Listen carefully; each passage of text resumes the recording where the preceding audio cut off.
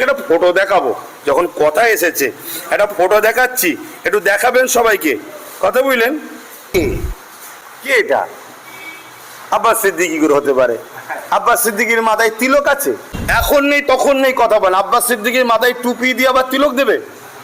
তাহলে আব্বাস সিদ্দিকী যদি বলেন মাথায় টুপি, টুপিওয়ালা লোকের মাথায় তিলক দিলি, এটা আব্বাস সিদ্দিকীর বদলাম না নবীর সুন্নাতটার অপমান? এ বিবেককে বলো কি, এটা বলো কি, এটা আব্বাস সিদ্দিকীর অপমান না নবীর সুন্নতের?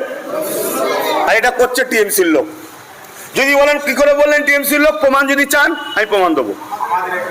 হ্যাঁ, তোমাদের বাড়ি বাঁকুড়ায়? ও হ্যাঁ, তোমাদের ওখানে কেন? যে আমার বাড়ি রং করছে সে নিজে বলেছে, এখান থেকে ফোনে তার সঙ্গে কথা বলেছে। তাহলে বলো ভাই দেখুন এসছেন সামনে সামনে প্রমাণ, তাহলে বলুন এটা কি হচ্ছে? এই নিয়ে আমি কেস করতে যাবো ভাবছেন নাকি? কেন কেস না, কেন করেন না?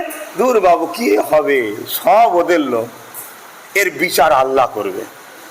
তাহলে বলুন এই ভিডিওটা যদি সাধারণ মুসলমানের কাছে যায়, আজকে বাঁকুড়ার লোক জানে বলে তাই, ওদের ওখানে হয়েছে তাই, আর আমাকে যারা বেপানা মহব্বত করে তাদের কাছে ছেড়ে দাও, কিন্তু সাধারণ একটা নর্মাল ব্যক্তি আমাকে এখন হয়তো চোখে দেখেনি, তো আমার ভয় যে আপনাদের দ্বারা দূরে দূরে গেছে আব্বাস সিদ্দিকী লড়াই করছে গরিবের হয়ে, তার কাছে যদি চলে যায় আর অপর দিকে বলছে আব্বাস সিদ্দিকী বিজেপির দালাল, সে আমায় বিশ্বাস করবে না বিজেপির দালাল ভাববে না?